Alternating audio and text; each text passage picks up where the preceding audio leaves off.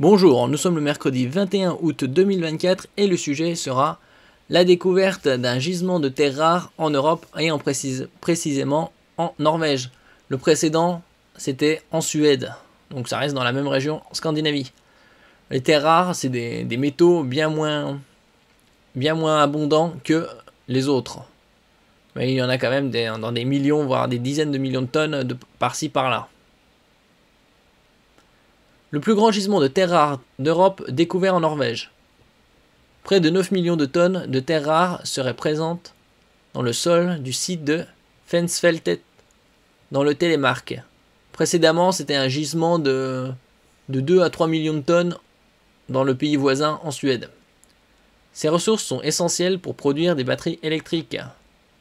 La voiture électrique sauvera le monde. Ouais, genre de conneries quoi.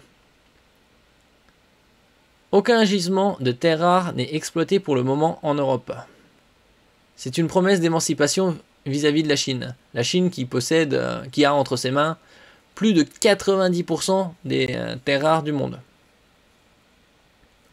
Un groupe minier norvégien a annoncé ce jeudi 6 juin qu'un gisement de terres rares du sud-est de la Norvège était le plus grand d'Europe.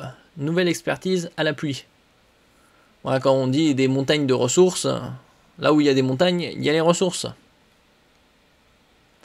Selon Rare Earth Norway, le gisement Fensfeltet recèlerait de 8,8 millions de tonnes de ces métaux essentiels à la transition verte. La transition verte, c'est entre guillemets, hein. Puisque ce qu'ils appellent transition verte, c'est une fois que le produit a été fabriqué, qu'il n'émet aucun CO2. Comme si le CO2 c'était le pire ennemi de l'humanité. Soit nettement plus que celui de Kiruna en Suède, censé en contenir entre 1 et 2 millions de tonnes. Bon, c'était pas 2 à 3 millions, c'était 1 à 2. Après 3 ans d'activité de forage intensive et d'analyse, une première estimation des ressources minérales montre que Fensfeltet est le plus grand gisement d'éléments rares, de terres rares, ETR en Europe. Jusqu'au prochain, bien évidemment, indique le groupe dans un communiqué. Les estimations évoquent notamment 1,5 million de tonnes d'aimants permanents, des matériaux magnétiques utilisés, notamment dans les voitures électriques et les éoliennes. L'extraction minière pourrait commencer en 2030, moyennant un investissement de 10 millions de couronnes. Oui, parce qu'en Norvège, ils ne sont pas dans l'Union, et ils n'ont pas l'euro. Soit 867 millions d'euros. Pour la première phase selon Rare Earth Norway. 98% des terres rares importées de Chine. Ils ont le monopole absolu quasi. 98%, il ne reste rien pour le reste du monde.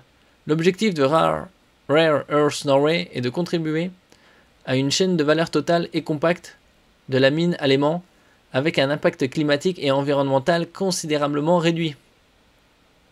La plupart des revenus, une bonne partie des revenus de la Norvège provient de l'extraction de gaz et de pétrole dans la mer du Nord. A déclaré son directeur général Alf Reistad. Échaudé par sa dépendance énergétique envers la Russie, avant le début de la guerre en Ukraine, l'Union européenne, dont la Norvège ne fait pas partie, mais avec qui elle entretient des liens étroits, cherche aujourd'hui à s'émanciper dans le domaine des métaux rares. Actuellement, 98% des terres rares utilisées dans l'UE sont importées de Chine, qui dispose donc d'un quasi-monopole. Ouais, c'est un monopole, ce serait un trust absolu si ce serait 100% dans le secteur.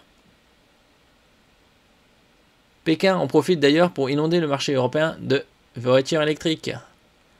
Et non seulement en voitures électriques, mais à bas prix, puisque leurs véhicules sont dans les 15-20 000 euros. En janvier 2023, un groupe minier suédois avait annoncé la découverte à Kiruna, dans le nord de la Suède, du plus grand gisement connu de terres rares d'Europe. Aucune mine de terres rares n'est à ce jour en exploitation sur le vieux continent. Jusqu'à quand?